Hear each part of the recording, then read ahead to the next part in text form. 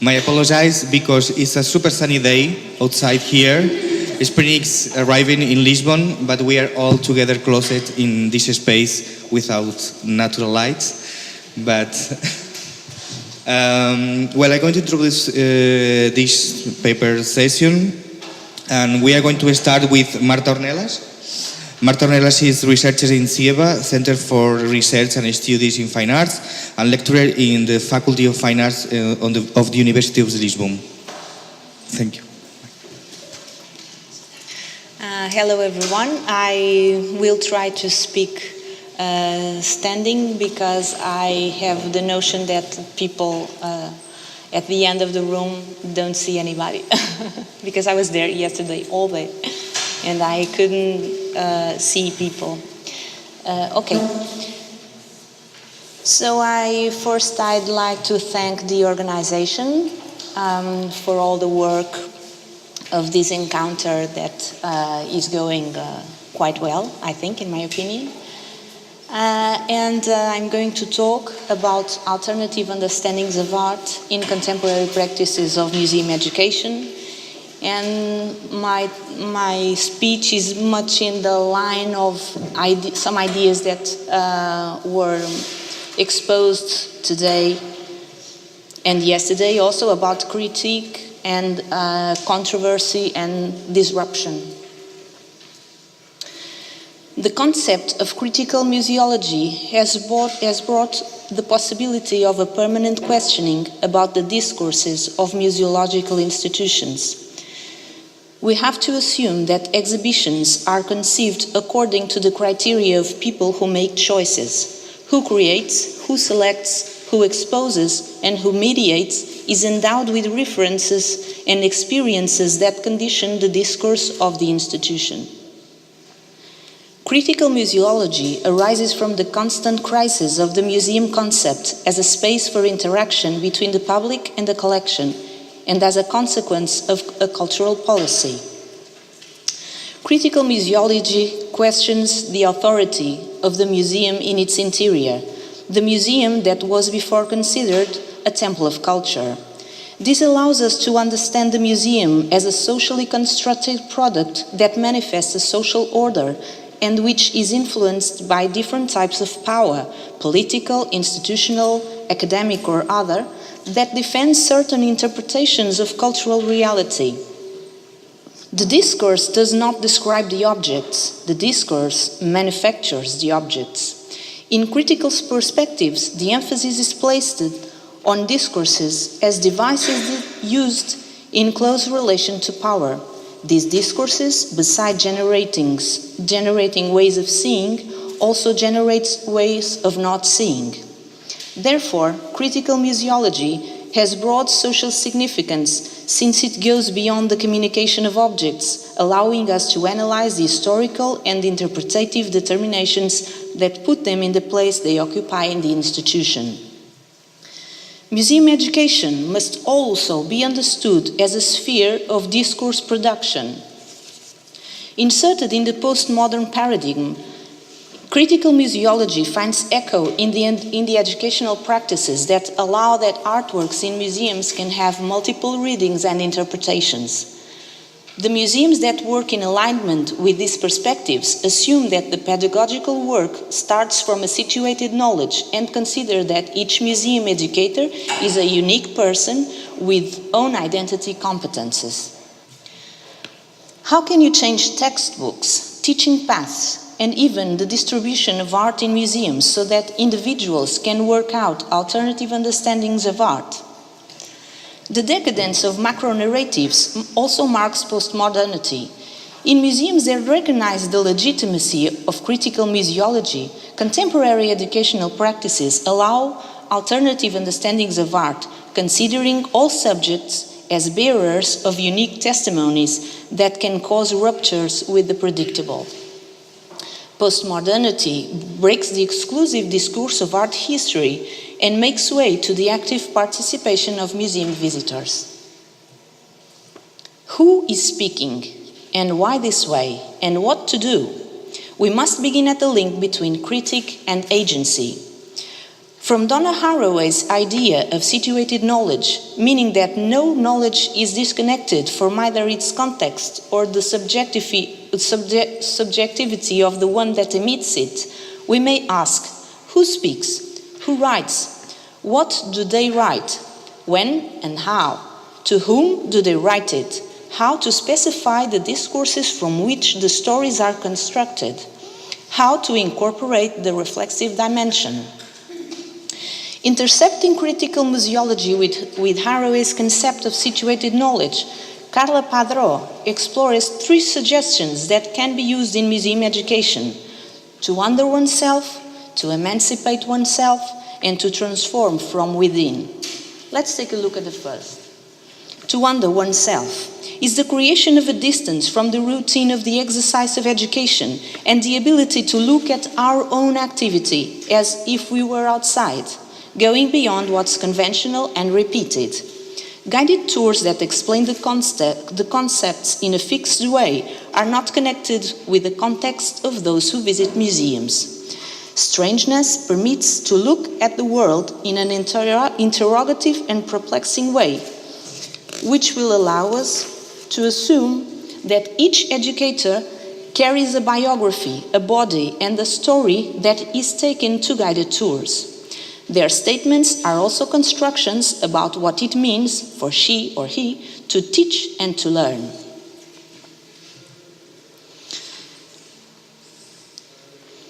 Why not making visible that the visitors also construct their versions of the exhibitions and question about them? This is also to constitute the visitor not as a user, but as another agent of construction of the exhibition discourse. The second one is to emancipate oneself and tries to enable a collective and a collaborative work between educator and visitors who may not be located within the same reference.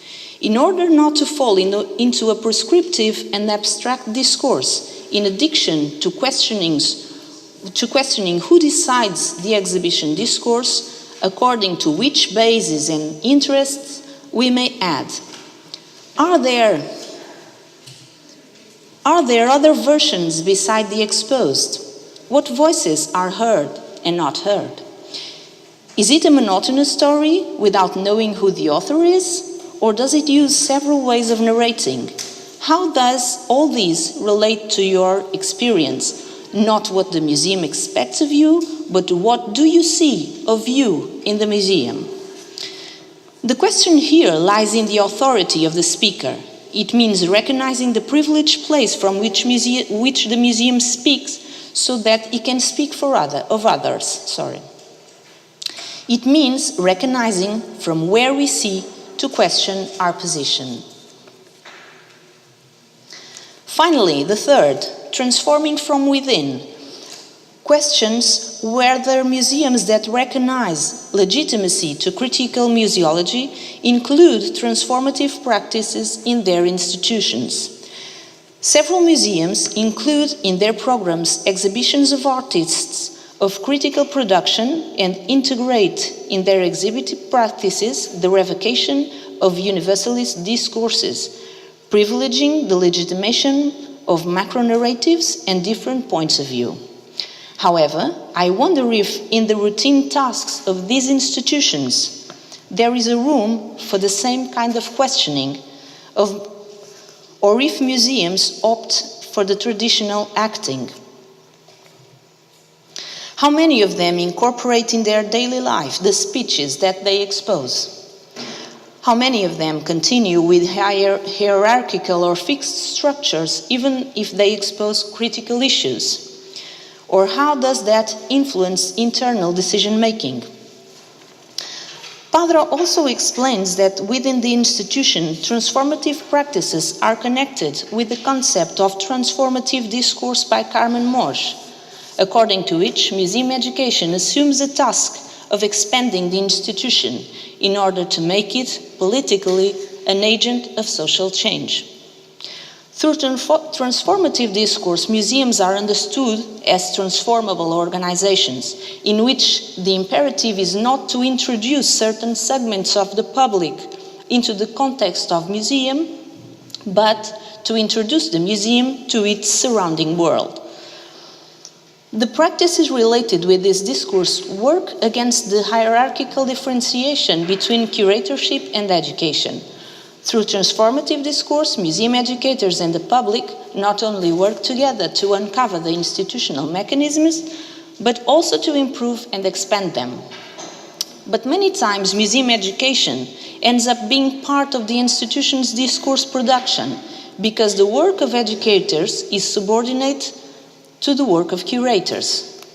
The work of educators is often relegated to a lower level, either through job insecurity or through the secondary place where they are placed in at the chronology of an exhibition, appearing only at the moment of the presentation of the artwork to the public.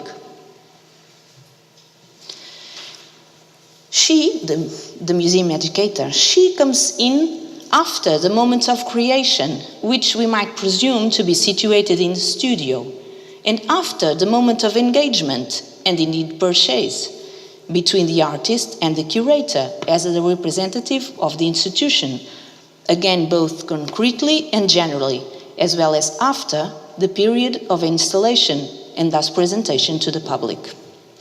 It means that the museum educator only appears at the moment of the presentation and contemplation, at the head of the artwork, between the artwork and the spectators, at a time when the public is constituted as a specific audience. In addition, the educator represents the institution, representing the institution's discourse. This differentiation of the work between who speaks and who does assumes that managing and practicing educational programs are not functions carried out by the same people. Contrary to what would be desirable, working as a museum educator is spotted by precariousness through unfair contracts and unfair fees for qualified specialization. This situation leads to a lack of recognition and credibility by other museum professionals and contributes to fostering the authority of the professions connected with the so-called creation of exhibit contents. While the work practices in museums are aimed to legitimize curatorial discourses, museums are replete with images capable of generating transformative experiences. According to Martinez, the work traditionally commissioned by educators is instrumental, and therefore it results in an artificial and protective pedagogy. Education needs to be thought according to new paradigms, he says. Rather than teaching the history of forms, museum educators can create a drift from these positions and opt for an understanding of pedagogy as an ecstatic act. Like this, it's possible to generate new forms of political subjectivity and agency, understanding each individual as a capable agent to construct meaning. Now I'll present some strategies to generate alternative understandings of art using critical museology. Far from seeking to create a doctrine, I retrieve here a set of ideas. In the text called Current Museological Strategies Related to Critical Museology, Jesus Pedro Lorente synthesizes some practical examples. Here I will refer some of his ideas that may serve as a work base, and I make some relationships with the work of other authors that have written about this matter, like Carla Padró.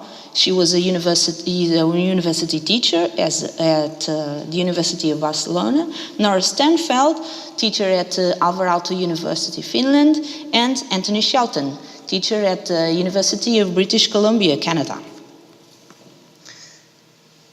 And the first one is this: not to avoid the controversy, but to make it explicit. Instead of presenting ideas and objects in a hermetic and impersonal way, and sometimes with a paternalistic tone, to indoctrinate children with simple axioms, museums have to learn to ask questions. questions that arise within each area of knowledge. It's important to make the indecisions visible, assuming that what is exposed could be have shown differently. One of the examples Dorrente presents is the one that is shown at the Museu de História de Catalunya in Barcelona, where photos of famous and anonymous Catalans appear side by side near to the question, do we have the same rights? Do we have the same opportunities? If museums choose to present controversial themes like politics, religion, sex or violence, showing its controversies, they are opting by a critical discourse. The second one is relativized museographic discourse, showing its subjective character through a greater plurality of exhibitions, leaving space for both contemporary experimentation and historical settings. Several museums have already chosen to document the way they present their collections in the past, with photographs, for example, allowing visitors to know different perspectives about the approach to objects. But it's not using the past to presume the progress. It's documenting the history of each museum, presenting its changings and choices for the public to know some different ways of showing the collection. The third one is make visible the authorships of text, panels, and labels. The question, who is speaking? It's necessary to guarantee transparency, avoiding anonymous institutional statements and making visible that all interpretations are subjective. In making authorship visible, the museum creates a curatorial space in which it makes agency possible, dismantling power relations and allowing that everything said and thought can be negotiated. Beyond knowing museum contents, people want to know also about the museology actors and their theoretical frames. One example is the Moderna Museet in Stockholm, which I believe supports this conference, that dedicates a section of artworks and an archive to explore the legacy of his most famous director, with material that had once been eliminated by his successors. And the last one is enable social participation through the plurality of discourses so that museums may function as public spaces. The museum can be open to different voices, different from curators, art critics, university professors, art historians, because these are the ones who already collaborate with the museum. For example, asking people to comment or to produce alternative labels for objects, or the listening points at Tate Britain, where we can hear interpretations of certain masterpieces made by other citizens. I recall an idea by Fernando Hernandez, teacher at the University of Barcelona, which explains the importance of collaborative experiences in which people can be not only receptors of culture, but agents of construction of knowledge. He says museums could ask, what can we do together, instead of what are we going to do for you? And to conclude, I quote Jesus Carrillo, that was here yesterday. The museum itself must learn to renounce the monopoly of authority and cultural legitimacy that it holds, and recognize authority and legitimacy in others, however small and far removed from the formal modes they may be. This no man's land, which is now the museum, aspires to become a catalyst for a common territory. This can only be carried out if the museum conceives itself as a space of education, knowing that it does not teach, but we can learn there. So I think more important than to think museums for people is to think museums with people. Thank you.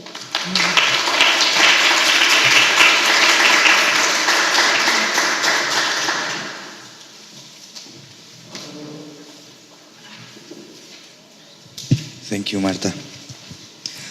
Well, the next conference is a panel configured by Gleyce, Kelly, Heitor, and Maria Clara Boing.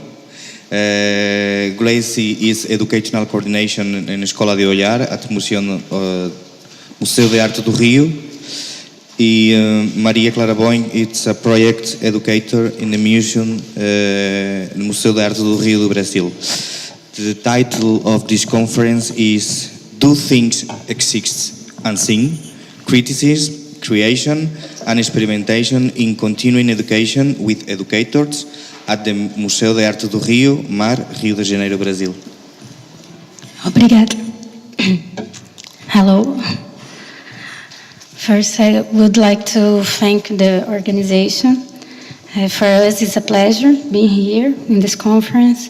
Since yesterday, I've been learning a lot. I think I will return back to Brazil with a lot of issues and thoughts to share with my colleagues.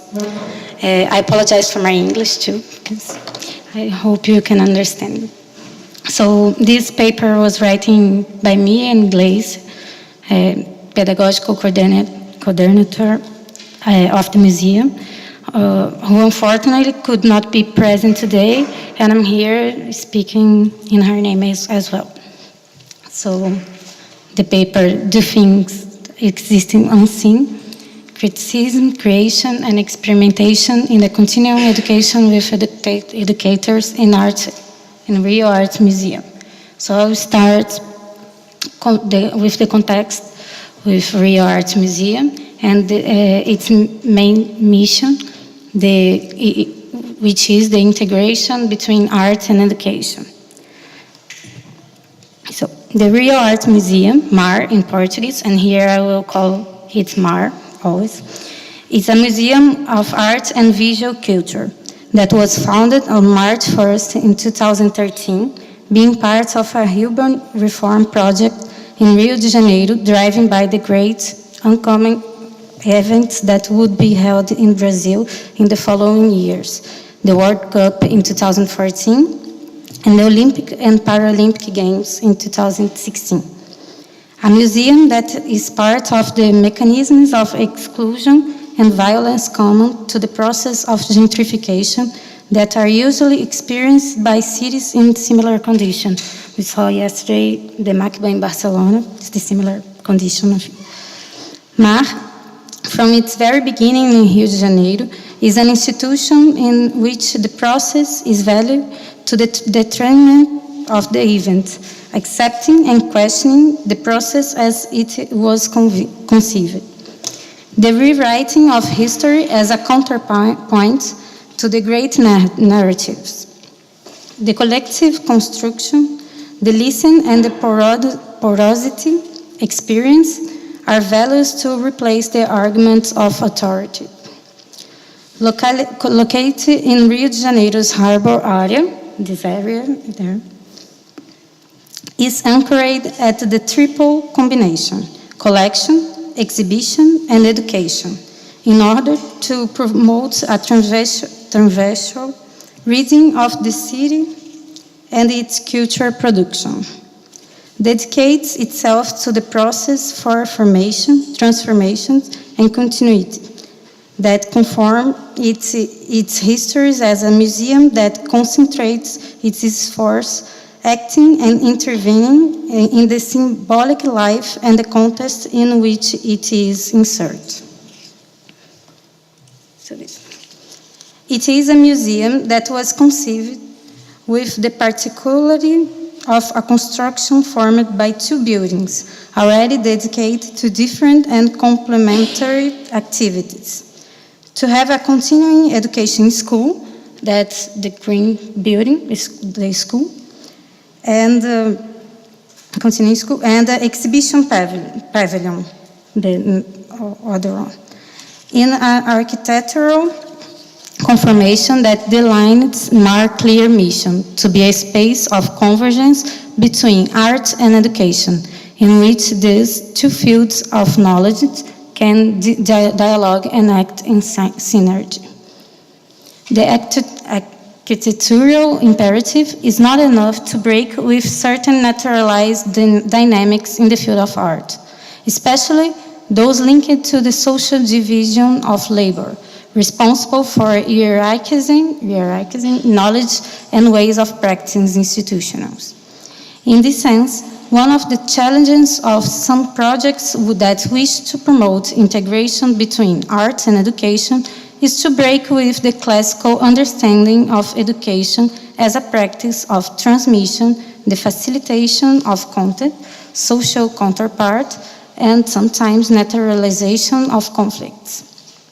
The space of perception, Escola do Olhar in Portuguese, and I will call Escola do Olhar, that's the name of the building, that's the building's poetic names, and also the educational program of the museum, organized to develop a dialogue between the exhibitions without being restricted to them, with arts formation, education, visual culture, and also Rio de Janeiro histories. Priority audience include teachers from all segments, residents of the Porto region, artists, students, research, and professionals of cultural area, in a relationship based on collaborations and participation. In actions departs from the understanding of education as creation and experimentation, in order to implement multiple ways of learning, tools, generating and sharing knowledge. Their conceptual project, the conceptual projects from Escola do Olhar, there are 6. Education visits, teachers training, this photo is from one teacher's training, the MAR Neighbors program, the MAR at academic program, arts and visual culture, and at least the library and documentation center. These actions seek to deal with the multiple museums audience through activities that have in principle to recognize and disseminate academic, traditional, or local knowledge, also simulating collective learning, developing space for discovery and contemporary play culture, creating opportunities for prominence, inclusion, and encounter for different cultures, languages, and forms of communications. Countless projects, practices, and actions make up the daily life of an education team composed by 41 people, distribute in a range of positions and projects. People who in their daily practice trigger a number of knowledge and methods that shape what is conventionally called the pedagogical projects of MAR. So the project specificities and the educator training, its consistency and identity. I will speak a little bit of that. Monica Hoff, an author, points out that in Brazil, when we talk about mediation, we deal with a supporting place still of a secondary interesting for the field of art perspective. According to the author, on the one hand, it's positive because avoids imposition and mercantilist maneuvers concerning the education experience. But on the other hand, education is seen by some institutional as an item related to an unfair plan. Therefore, mediation becomes easily an institutional counterpart, sometimes operating with restricted autonomy and at the same time in two different directions, matter of resistance or maneuvering mass. According to Hoff, it is common for mediation to be perceived and conceived as an illustration of art which unfolds in the conceptions of education as translation or contact facilitation.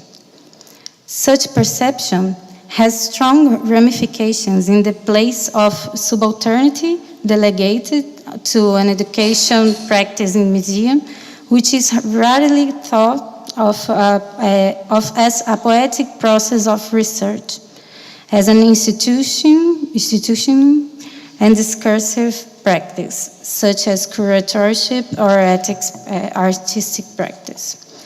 The formative process for educators in museum is misguided, most of times by the subaltern place. No matter how common it may have, at least in Brazilian context, formations period that usually precede the opening of the temporary biennial exhibition or even the creation of a museum.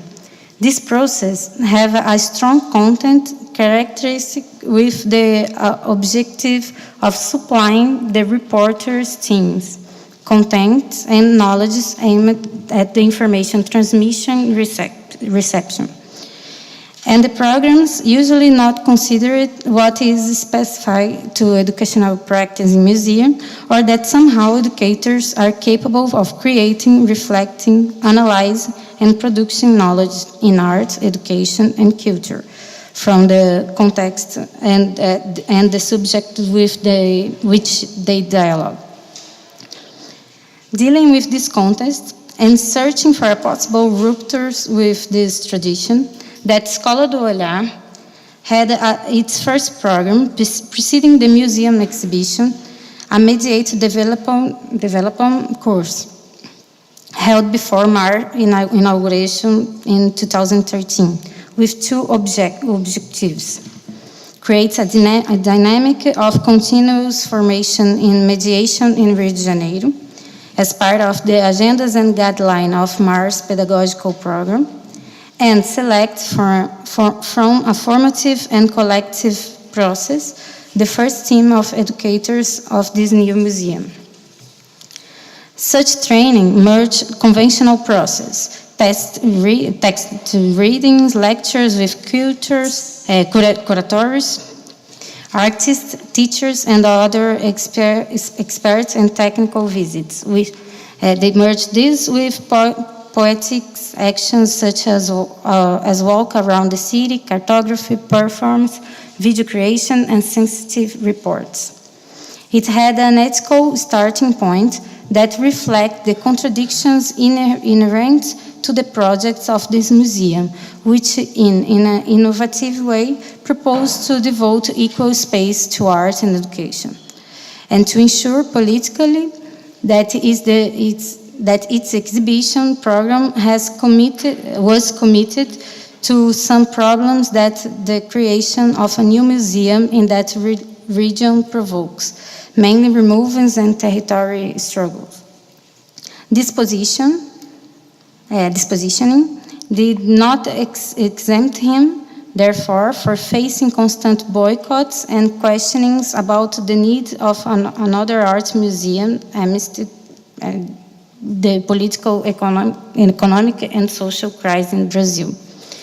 In this sense, people involved with MAR's education program took it on as a challenge neither to minimize nor to stifle these debates, which demanded a constant political, critical, artistic, pedagogic, and culture formation.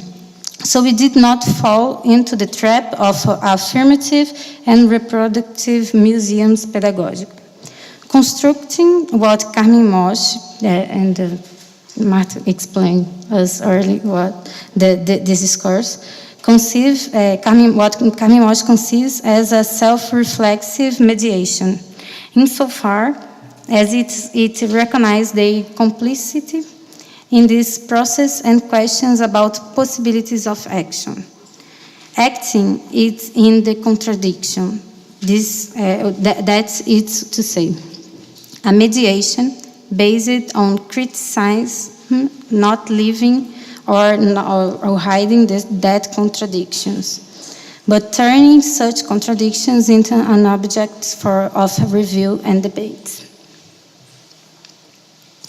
Based on the premises of critical pedagogy, we anchor ourselves in the possibility of a propositional mediation able to, in a constructive way, criticize the institutional, questioning not only the status of art, of the museum and conventional education, but also generating multiple forms to relate to all these sectors and agents.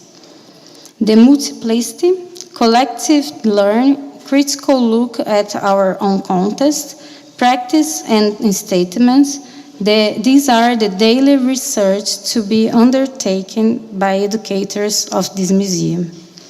a perspective that, in addition to expand the place of educations and educators who, besides producing a set of education action for groups of visitors, set up a platform for generating knowledge and relationships.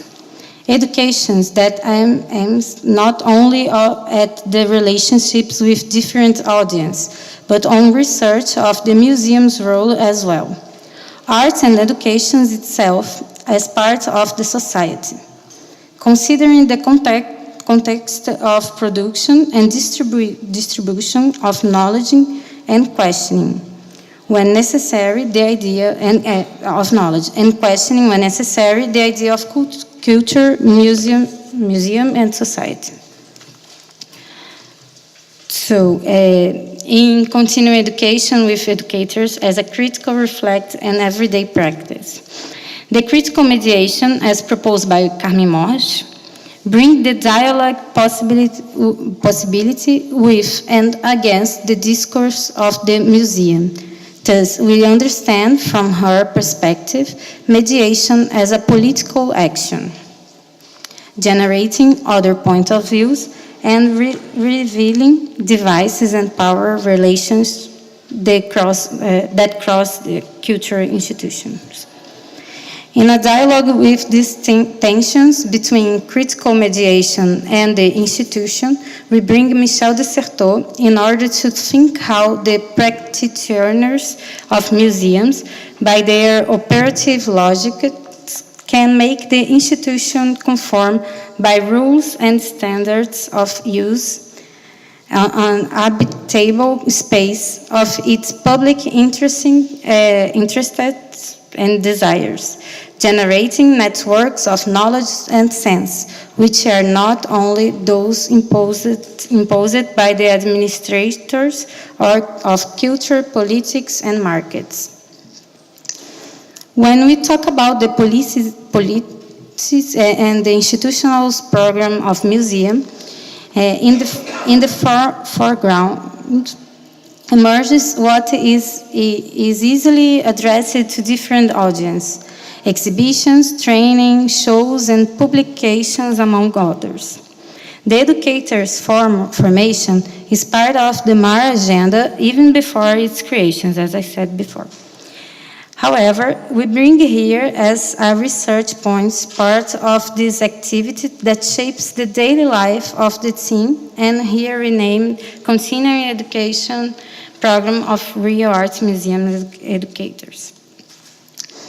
Action that nurtures and is nurtured by the public programs of the museum on both directions, especially the course offered and annually by the Escola do Olhar.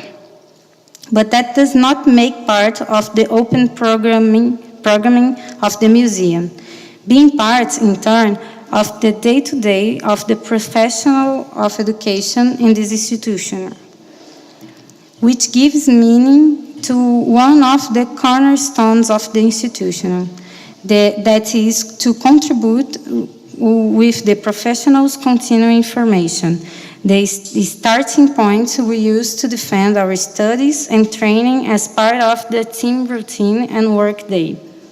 If we are a school, let us begin to form ourselves. The daily training of educators, although limited to the institutional's background, generates reflections, research, and methods that, besides affecting directly the exhibitions and relations with the public.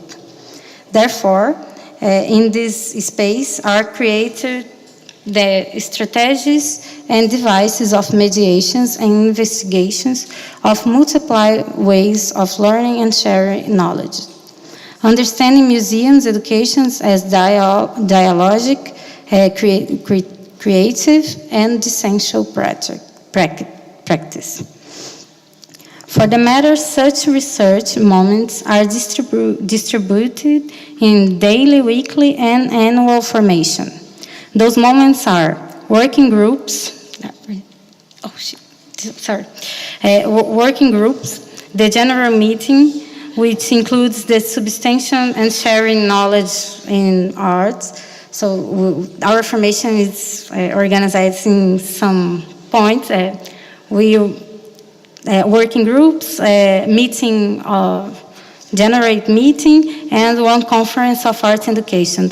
Here we are going to, I'm going to show the working groups like a method. So we understand museum education as a practice, dialogic, creative, and essential mediations, interwoven. In view of this, it's necessary to think of training program for educators that, in this structure, does not reinforce power relations historically constructed between education and arts. So I'm going to.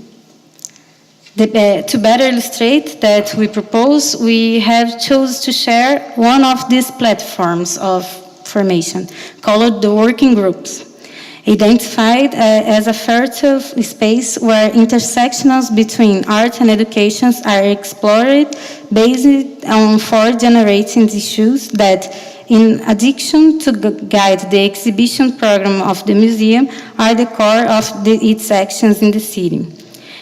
So there are four working groups, or composed for groups, the educators, the team educators, the team of the educators are divided in four working groups to make the research and the products.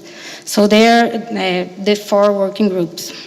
We have form, image, and word. It's a group that investigates an artist's fields from the three optics when crossing themselves, form, image, and word. Accessibility. It's a group focused on the research on a various ways of body to be in the world, as well as being in the same words, proposing from some synesthetic stimuli and inclusive artists and aesthetic experience to different public of the museum. Another group is the city, the other, and I. Is a group that takes urban poetics and artists practice as reference while investigating and experimenting with intersectional transversality, tensions and negotiations between the different universe of sociability and their creations and practice on its relations of the city in the city. And the fantastic narratives is the group which I belong. It's a group that adds itself to a multiply possibilities orbiting the discourse of art, education, and museum, valuing the deviations and fictions by create poetic process that create gaps, twists, and distortion in whatever is considered true. So to illustrate that, I bring the methods of these two of these working groups. I don't know if I have time, so I'm going to show quickly. I'm trying to. So I bring this PowerPoint, which has been taken for presentation made by the working groups.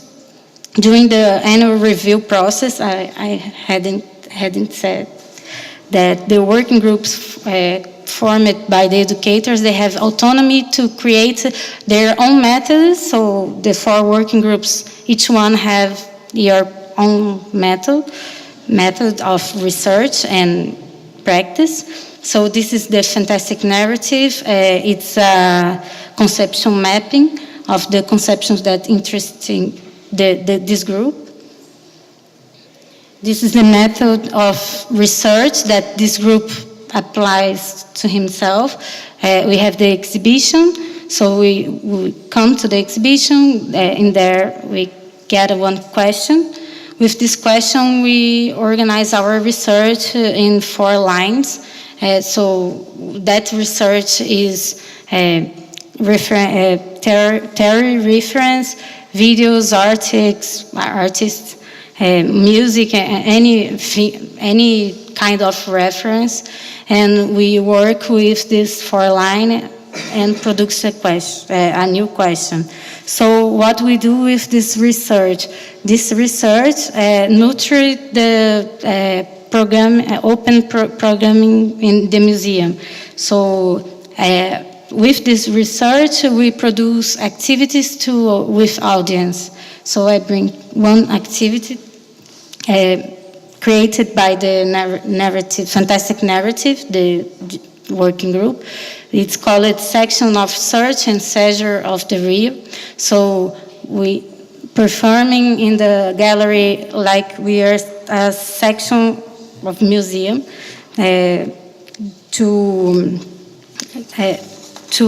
we have the mission to take what's real and what's not real in that gallery.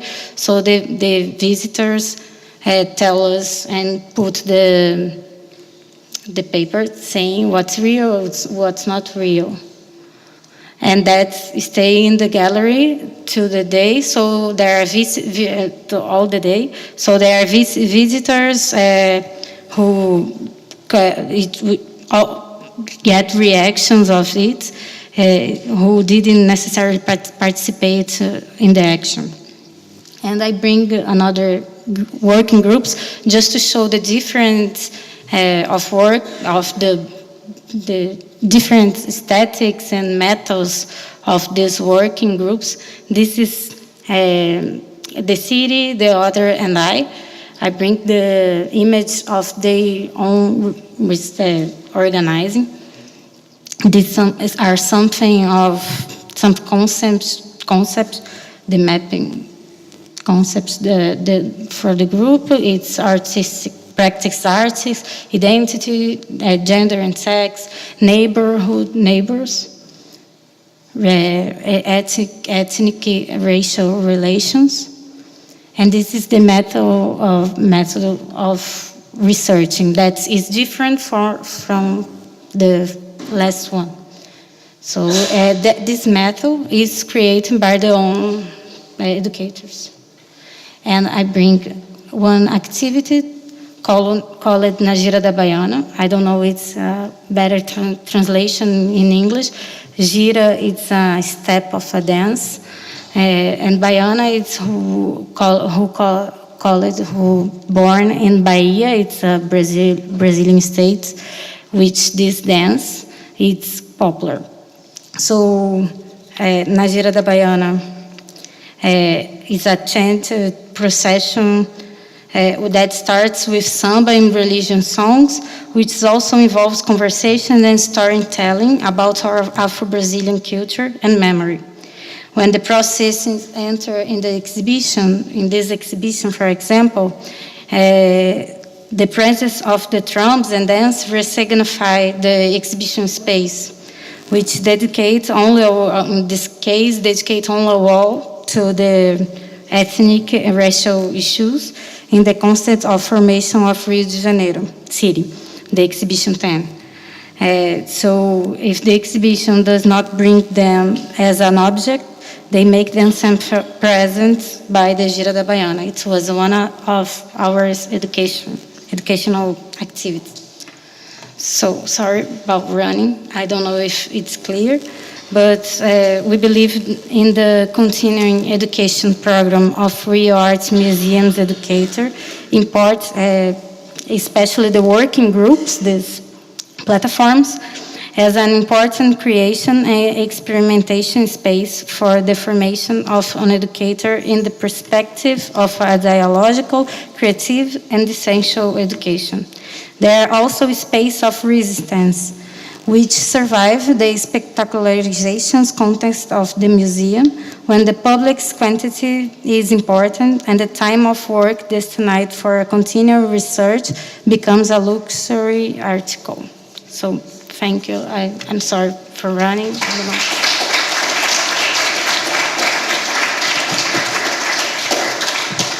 Thank you, Maria. Sorry. Well, the next conference is named Action in a New Symbolic Spaces Inside and Outside the Museum.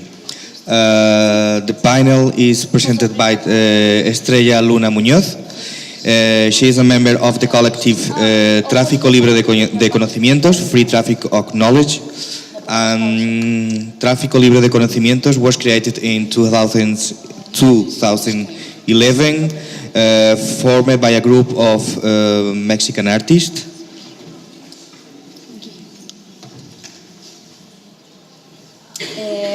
Boa tarde. I'm going to speak about this. I don't know if you can hear me. This artistic collective, Tráfico Libre de Conocimientos.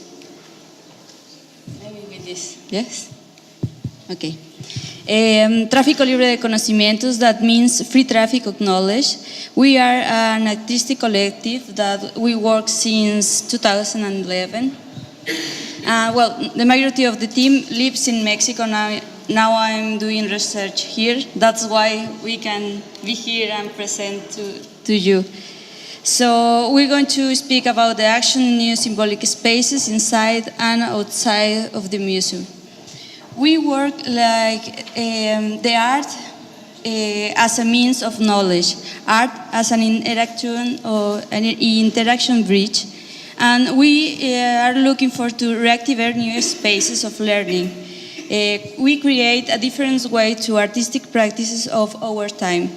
So we have 3 or 4 principal actions like the game, the experimentation, the action, and the creation. We have work in different contexts, for example, museums, in galleries, cultural centers, schools in rural and urban areas, and in streets. Principal in streets, we start working with the people of abandoned places in Mexico. We investigate other ways of relationships. We're exploring the affectivities, more like in the case of Mexico, there are a lot of people, and we are losing these interactions between the people. So we are looking for another ways of inhabiting and generating critical thinking also. The collectivity is really important for us. We work the collectivity as a generative principle of symbolic, affective, and language bridge. We work a lot with what is thinking the people from the street, the people from the museum, the people from everywhere. We work with art and also with what is happening in the surroundings, what is happening in the social problems, political, historical, and urban context. It depends of the place that we are working. So I'm going to show just 2 actions with 2 museums in Mexico. Actually, we are working with another museum now, but first we start to work with these 2 museums, Tamayo Museum and Jumex Museum, both that works with contemporary art, and they was looking for us to do something there in the museum, what we can do together to change the normally activities, the education and the curatorial museum actions. So we want to realize dynamics to understand in a more activity way the contemporary artist practice. And also the goal isn't to be just spectators, but be activists, provocators and participants in issues and current activist projects. So these both things was the principal thing to act in both museums. In our experience to work with museums, we realized these principal points, like the collaborative work with education always happen in teams. We always work with the education team because is how we can create a different dynamics there. And also the educational departments have been interdisciplinary, so that helps to us like to bring any kind of action inside and outside of the museum. Another point is like we do not illustrate what is happening in the museum, like in the exhibition, or what is doing the artist. Is we identify the questions of the artist or the question of the exhibitions, and we recontextualize the actions or the exhibition or the artwork or the artists that is happening in each museum. So we, in that way, we recontextualize what is happening in that museum with the context that we are working. Because, for example, in the case of the Museo Tamayo and Museo Jumex, there was in a different places of the city. So we have to understand what is happening in that places to react with the propose of the artist. In the case of Jumex Museum, we work with a specific exhibition. The exhibition was How to Work Better for Peter Fritsche and David Weiss. And in this case, the specific public was all age, was all the people that get inside of the museum, like the old people, the young, the child, and the points that works this exhibition was the way to invest the time, what means to work or not to work, art as a form of useful employment, and art like a game more than a work. Naturally, the contemporary art is so difficult to teach, not to teach, to show, to understand the people, the visitors, to understand what is really happening there. Is how can we do something that the visitors could understand more the contemporary art, because the majority of the visitors like, I don't understand what is that, I don't know, I can do that. It's like everybody can do that in the museum.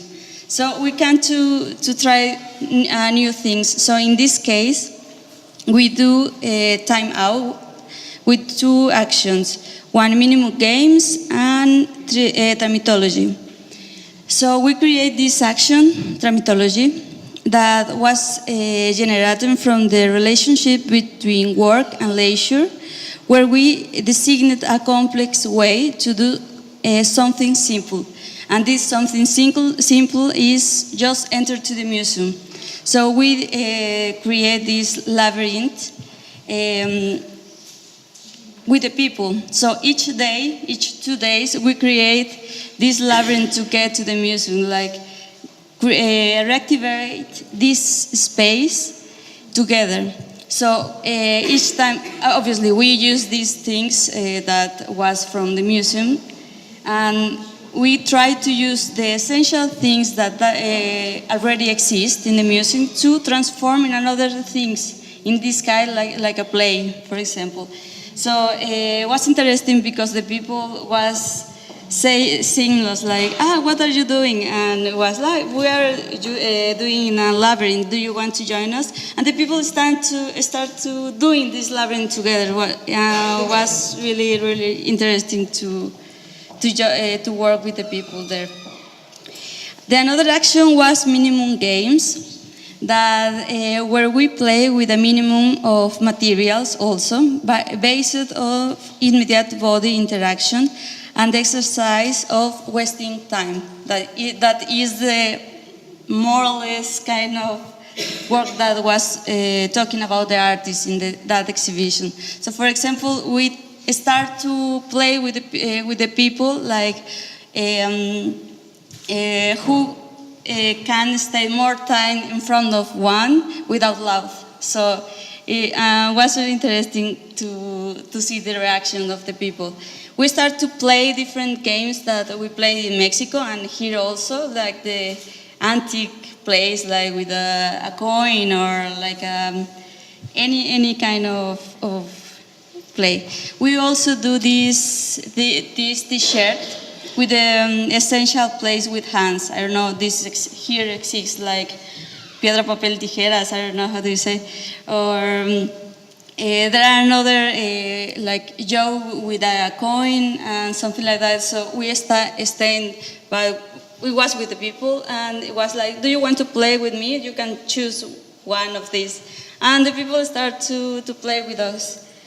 And actually it's not only the place that we was working with them. They also invent invent and create another jokes. It's like, you can invent, and we can play anything that you want. I know how to play this, and we start to be part of there. No, we are not like the people that are doing plays. No, we start to be part of them, and they was teacher also, the child, the young people that was there.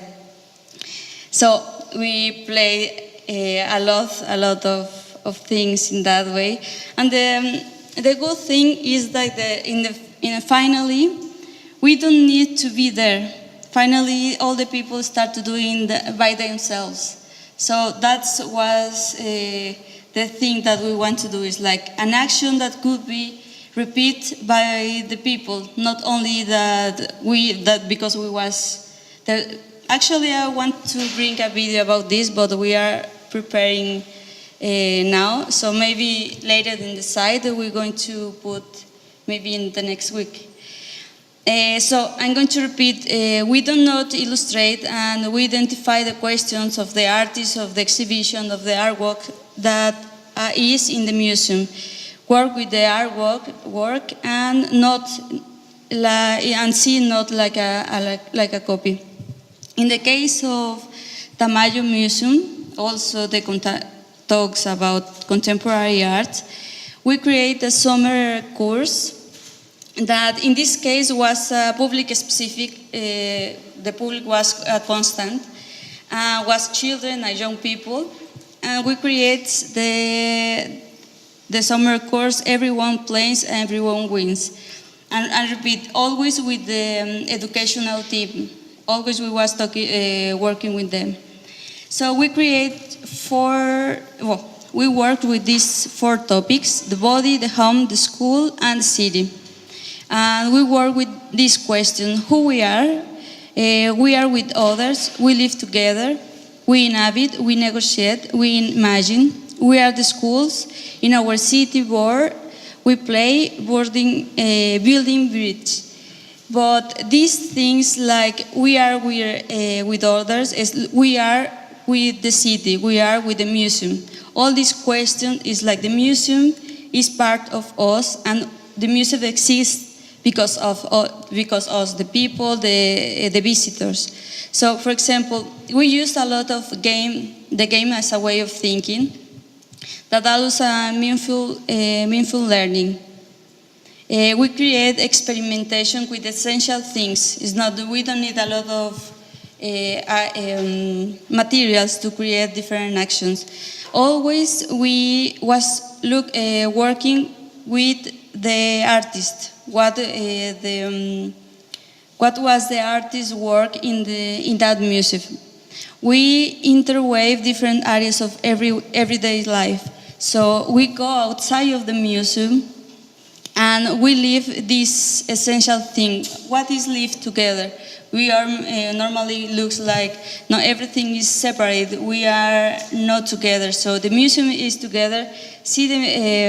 Live the museum in a different way. The interconnected experience of the participants with the museum. So we make these teams to see in a different way, in a collective way, the pieces of the museum.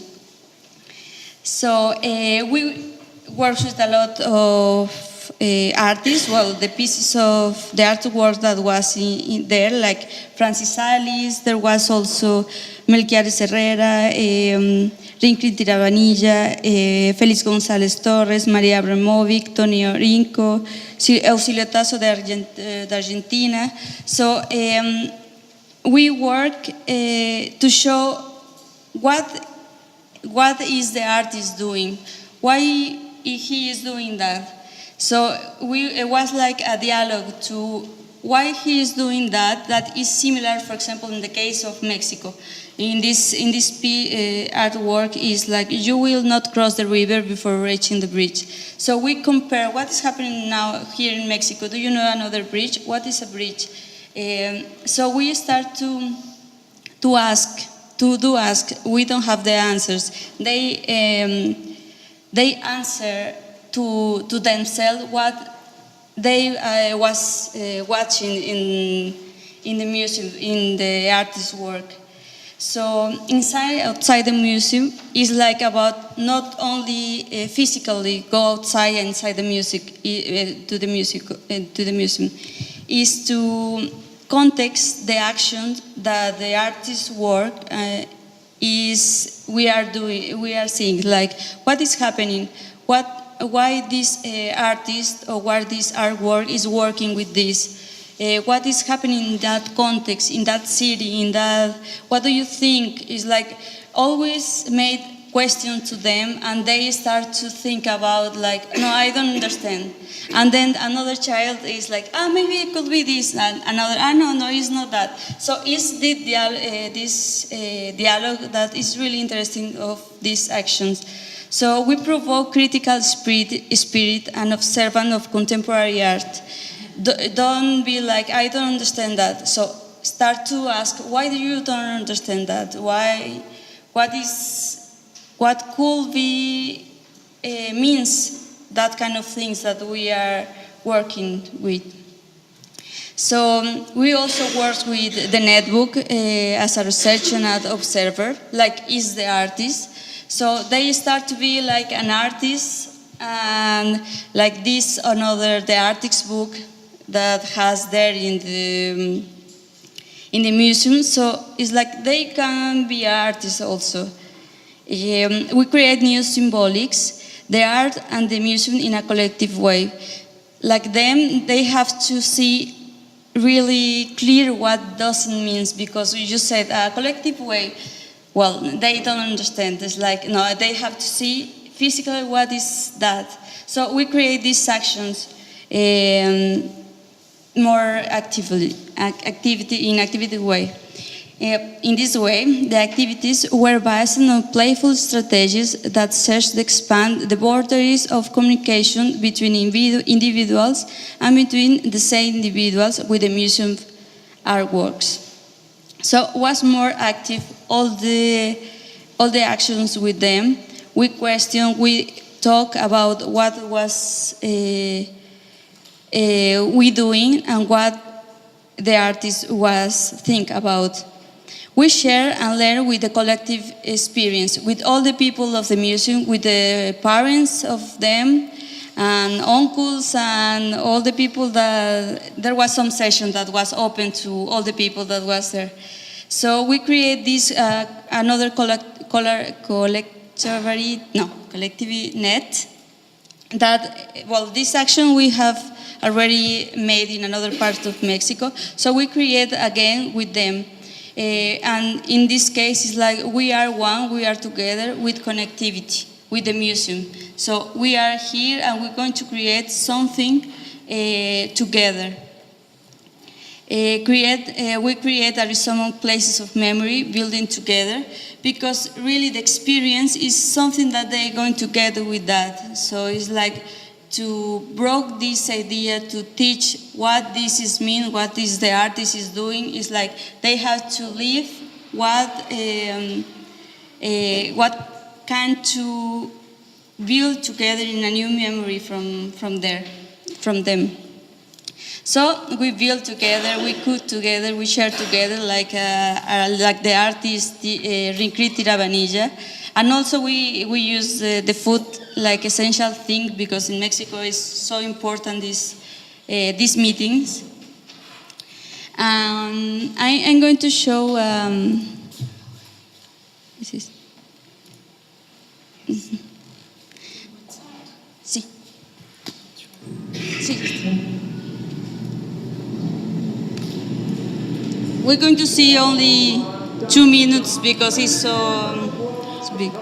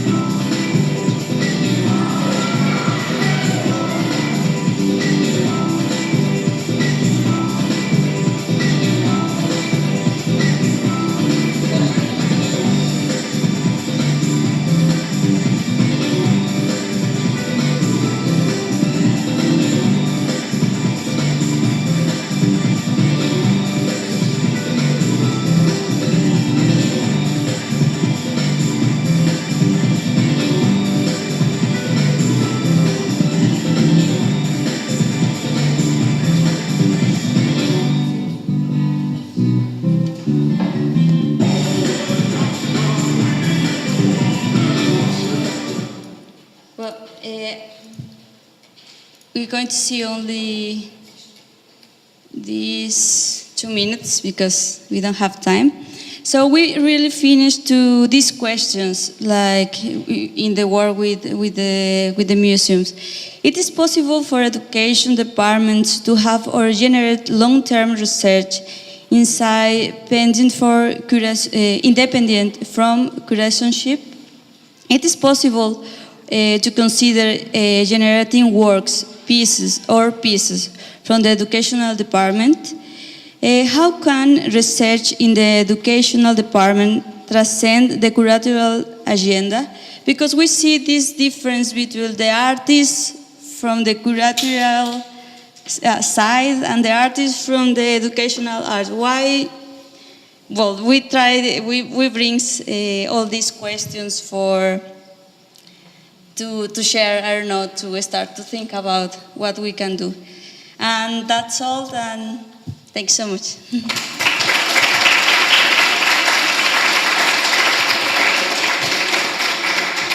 Don't go away, Estrella, because I need to speak with you. Maria, Marta, and Estrella, please. Well, I have some questions for you, but I think that I prefer to open the discussion to the audience. If someone have any question?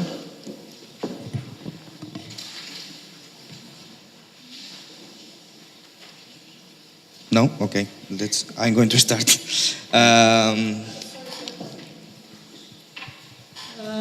Thank you very much for your wonderful presentations. I have a question for, sorry, your name? Estrella. I don't understand very well how do you interpret the exhibitions and you make the connection between the pieces and your educational program, because you have a statement that you don't illustrate. I think that is very well, but I don't understand very well what is after the concretization and the strategies that you use for achieve this kind of work that you do it with mostly with children. Okay. Okay, which are the strategies that we use? Well, actually, we have worked a lot since 2011 in a different context, and we have seen that the principal thing is work with the context, what is happening. So, for example, in this case, we have an artwork or an artist or an exhibition, so we start to think, to work, to speak with the child, with the people, what they are saying. The thing that is like, the methodology is the action research. So we are changing. It's like we have this action, we can do this, but start to modify with the people. It's like we have an essential idea, but transform, because all the public, all the child, all the depends of the place change. We cannot demand to one type of people to do kind of things. Like, this is our idea, but could be transformed. And in this case, it's like to looking for examples of our lives, of their lives. It's like, what is happening in your context? Do you see these kind of things in your town, in your city, in your family, in your school? Or it's like start since inside and go outside to try to understand what the artist is talking about, or what this artwork.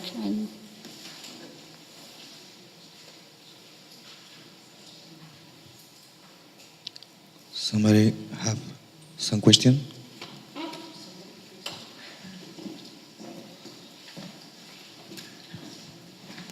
Thank you very much for a very interesting session to all of you. I like very much the cases from Mexico. We can be inspired by that in Denmark too. I want to ask Marta, do you make researches in critical museology yourself? Sorry? Yes. I didn't understand. Do you make research in critical museology? Yes. The consequences of all your statements, I would... No, not that part. No? Okay. That was my only question. Okay, thank you.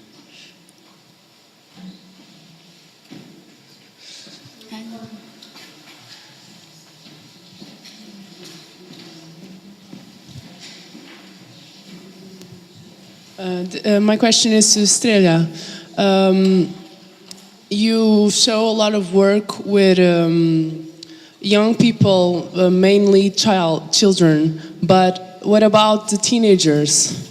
Do you have any strategies or programs, or have you, I don't know, do you have any answers about how to work and persuade teenagers to get into the museums and actually enjoy them? Because what I see usually is teenagers mocking everything when I go to a museum, not actually enjoying or engaging and understanding and wanting to understand.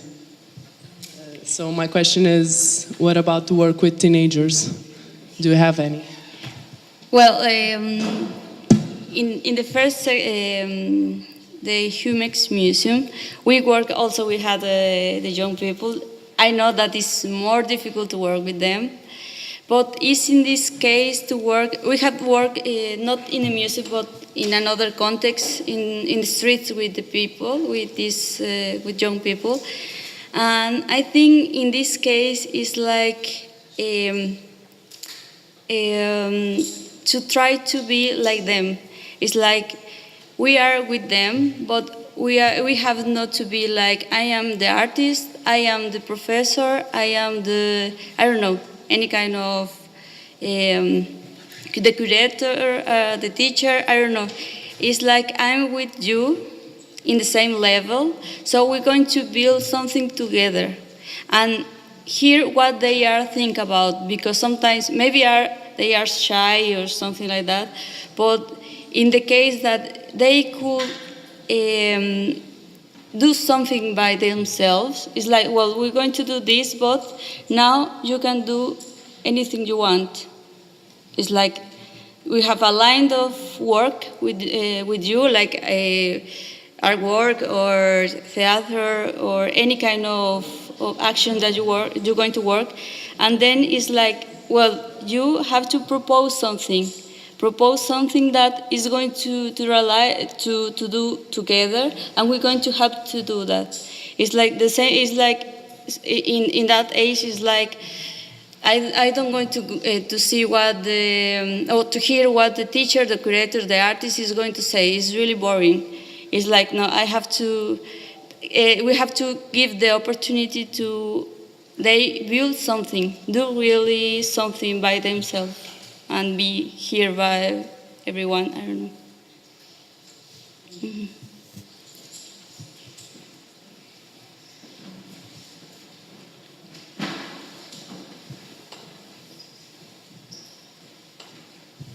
Thanks. And I was just a little comment or like observation. Among, like you said,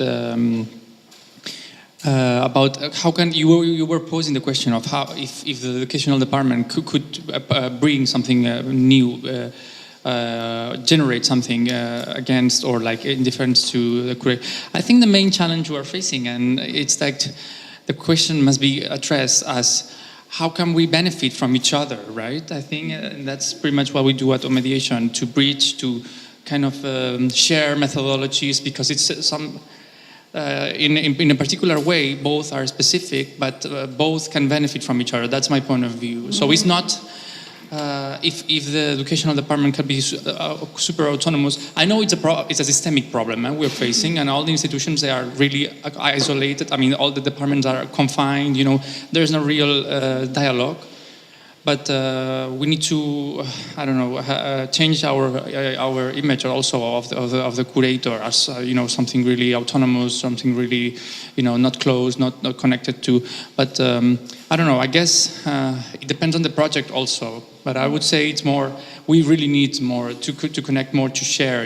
Ways of seeing things, And I believe both departments can benefit from each other if they actually are in a permanent conversation. So I don't know, it was just like a comment that I really wanted to raise because we see that every day when we go to museums, right? And I think both tasks are very valuable, but yeah, we really need more like real chat, right? It's so yeah. If you can. I want to try to comment with this. As you said, the system, it's very hard, and I think I agree with you that we have to dialogue and change the way of we are nominating the actions about curatorial education, but it is easier for the arts fields to say that because there is still a system that privileges the curatorials and artists. It's in Brazil. It's very common participative arts, and the 2000 from today. Since 2000, the artists are using a lot of methods, of pedagogical methods, and they're not, from our experience, so open to dialogue with education. So I agree that the ideal is we being horizontal or working together. But I think for nominating, it was a very important question that you made. If we can have an education program, continuing education program in the institution with the curator. Why? That's because the curator and artists always be in that statement and spotlight that the education is not. So I'm so sorry about my English, but. When I just reflect something that you said in your paper, that it's when the educators arrive to the exhibition, and I think that perhaps when the educators arrives in the exhibition, perhaps it's so late, because, for example, Christian was saying about the relation between the curators and the relation between the artists. And we always speaking about participation and collaboration, but perhaps we don't have this participation, this collaboration inside or between us, between curators and artists and educators, because a curator is a mediator agent, artist is something like a mediator, an educator is a mediator. We have perhaps we have something to share in the beginning of all this. You know, I think in some institution the educators is like the subaltern to the curator of the artist that arrive in the end just to make some explication to the public. And I think that is a super responsibility, and I think that is a work that must be done in the beginning with the artist and the curator. I don't know. I'd just like to add, because I totally agree. I'd just like to add that I just like to add that this responsibility you are talking about, it has an echo at the end, for example, at the end of an exhibition where responsibilities are, I missed the term, apuradas.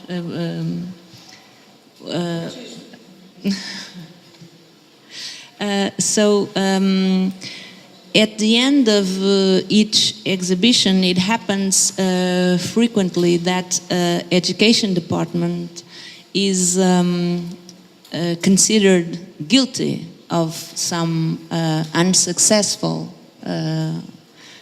program. And on the other side, if the if the exhibition is labeled with success, with the word success, that is attributed normally at the curatorship. I mean, the responsibility must be shared, because an exhibition is a good exhibition and has a great audience, a lot of visitors, because of what happens in the museum, and that's the responsibility of everybody. And if something goes wrong, we cannot blame only the educational department, that is. But unfortunately, we have so many cases of this that I'm talking about. So. Some more questions? There is more questions? No? Okay. We now go to the coffee break. We return at 4:30 for the round table with Hugo Canoilas, Paulo Mendes, Maria Trabulo, Estel Naberá, and Axel Stockberger, and myself. It is the event that closed this two-day conference. I hope that can see you, everybody here at 4:30. Thank you.